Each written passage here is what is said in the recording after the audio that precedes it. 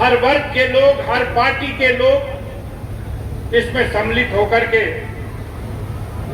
अपने जाबाज सैनिक को, अपने जाबाज नायक को अपनी श्रद्धांजलि अर्पित करते हैं। आज ही के दिन यह कार्यक्रम देश की राजधानी दिल्ली में जामा मिलिया के कब्रिस्तान में, जहां ब्रिगेडियर उस्मान साहब दफन किए गए थे, वहां पर भी ये शहादत दिवस का कार्यक्रम मनाया जा रहा है। और ये उनके अपने आंगन का कार्यक्रम है, उनके अपने ड्योढ़ी में, उनके अपने चौखट पर, जहां उन्होंने जन्म लिया, जहां खेले कूदे,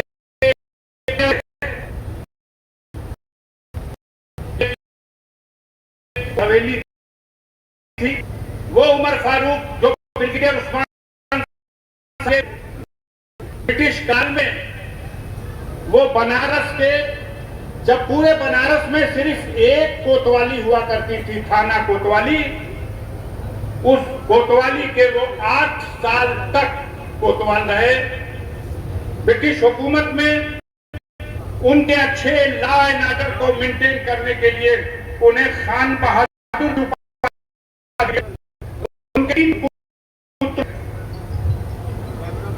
सबसे बड़े ब्रिगेडियर सुभान साहब, गुफरन साहब और ब्रिगेडियर साहब, ये 3 लोग थे। और भारत में, भारतीय सेना में कमीशन से भर्ती होने वाले, ब्रिटिश कमीशन की शिक्षा पूरी करके भर्ती वाले सिर्फ 5 ऑफिसर थे जब 1947 में देश का बंटवारा हुआ।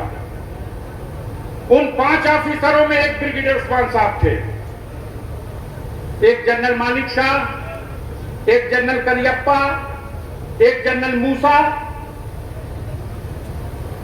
देश के बंटवारे के समय ब्रिगेडियर उस्मान साहब की पोस्टिंग बलोच रेजिमेंट में थी और पूरी की पूरी बलोच रेजिमेंट पाकिस्तान के खाते में डाली गई।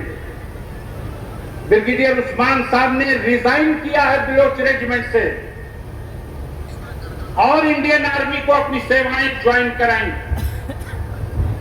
तब मोहम्मद अली जिन्ना ने यह प्रस्ताव रखा था, उस्मान साहब आप पाकिस्तान आर्मी ज्वाइन करो, हमें तुम्हें पाकिस्तान आर्मी का पहला जनरल बनाएंगे, सेना का पहला जनरल। लेकिन हम सब गर्व महसूस करते हैं कि ब्रिगेडियर उस्मान साहब ने मोहम्मद अली जिन्ना के उस प्रस्ताव को ठोकर मार दी और उन्होंने कहा कि मैं हिंदुस्तान की मिट्टी में जन्म लिया हूं और मैं अपनी मादर वतन के लिए कुर्बान होना पसंद करूंगा, लेकिन मैं पाकिस्तान आर्मी को, पाकिस्तान मुल्क को मान्यता नहीं दे सकता। विधाता को परीक्षा लेनी थी। 1947 के दिसंबर में ही पाकिस्तान की सेना ने और कबायलियों ने कश्मीर पर आक्रमण किया और उस आक्रमण में, धोखे से किए गए उस आक्रमण में, कश्मीर में राजा हरि सिंह की कोई बड़ी सेना नहीं थी। राजा हरि सिंह उनका मुकाबला नहीं कर पा रहे थे। बड़ी तेजी से पाकिस्तानी सेना ने जम्मू से लगा करके नौशेरा तक,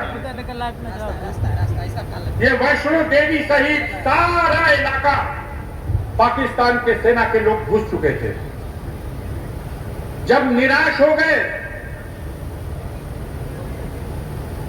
निराश होकर के कश्मीर के राजा हरि सिंह दिल्ली आए और उन्होंने भारत के प्रधानमंत्री के सामने लिखित प्रस्ताव दिया कि भारत की सेना कश्मीर बचाने के लिए भेजी जाए और आज से मैं कश्मीर को भारत का अभिन्न अंग स्वीकार करता हूं और हमेशा हमेशा हमारा संपूर्ण कश्मीर भारत का अंग होगा। इस प्रस्ताव पर भारत की पहली सेना जब कश्मीर भेजी गई तो उस सेना का नेतृत्व ब्रिगेडियर उस्मान के हाथों में दिया गया। 21 दिसंबर 1947 को भारतीय सेना अपने वीर जवानों के साथ अपने कमांडर ब्रिगेडियर उस्मान साहब के नेतृत्व में जो 50वीं पैराशूट ब्रिगेड के कमांडर थे, ये लोग जब कश्मीर पहुंचे, जम्मू पहुंचे, तो इन्हें यह भी पता नहीं था कि जम्मू और श्रीनगर का एयरपोर्ट भी राजा हरि सिंह के पास है या नहीं। इस पर पाकिस्तान और कबायलियों का कब्जा हो गया होगा। इसलिए पैराशूट के माध्यम से बर्फीली पहाड़ियों को 21 दिसंबर की सर्दी की रात में उन वीरों ने उन बर्फीली चोटियों पर उतर करके और दुश्मन का मुकाबला शुरू किया। भारतीय सेना के पराक्रम के आगे पाकिस्तान की सेना नहीं टिक सकी। झांगर घाटी पर कब्जा हो चुका था पाकिस्तान का, लेकिन भारतीय वीरों ने ब्रिगेडियर उस्मान साहब के नेतृत्व में पाकिस्तान की सेना को झांगर से खदेड़ दिया और फिर से झांगर पर कब्जा करने में सफलता हासिल की। तब जनरल करियप्पा साहब, जो भारत सेना के सेनाध्यक्ष थे, उन्होंने कश्मीर जाकर के ब्रिगेडियर उस्मान साहब की पीठ थपथपाई और उनके कान में कहा कि मुझे एक तहफा और दे दो। और ब्रिगेडियर उस्मान ने कहा, हम हमारी पलटन अपने आप को कुर्बान करके आपने जो तोहफा मांगा है, 1 सप्ताह के अंदर वो तोहफा हम आपको दे देंगे। वो तोहफा कुछ और नहीं था, वही था नौशेरा की घाटी, जिसपे भारतीय जाबाजों ने कब्जा करके पाकिस्तान को पराजित करने का काम किया।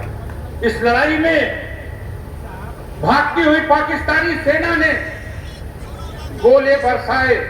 उनमें से एक गोला ब्रिगेडियर उस्मान के छाती पर फटा और वो वीर गति को प्राप्त हो गए।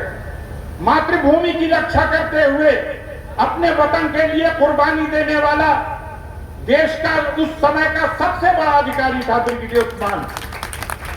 उनकी लाश टुकड़ों में बढ़ गई थी, चादर में और कंबल में लपेट के दिल्ली लाए गए। मेरे पिता सुभानुल्लाह अंसारी ने अपने हाथों से कब्र में उतर करके उनकी लाश को दफन करने का काम किया था 1948 में। हम गर्व करते हैं कि हमने उस परिवार में, हमारे पूर्वज थे ब्रिगेडियर उस्मान, उनकी शहादत के बाद उनकी वीरता के लिए उन्हें महावीर चक्र मिला।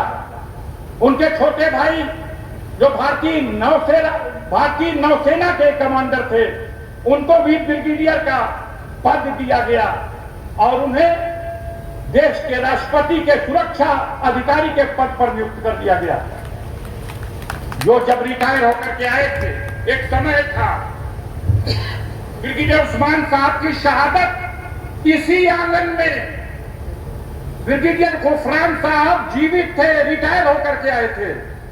यही समारोह जब मनाया गया था तो देश के लिए कुर्बान होने वाला वीर भगत सिंह, उनके बड़े भाई स्वयं आए थे उस कार्यक्रम में भाग लेने और इसी चौखट पर अपना माथा टेक करके गए थे कि ये वीर ब्रिगेडियर उस्मान की चौखट है।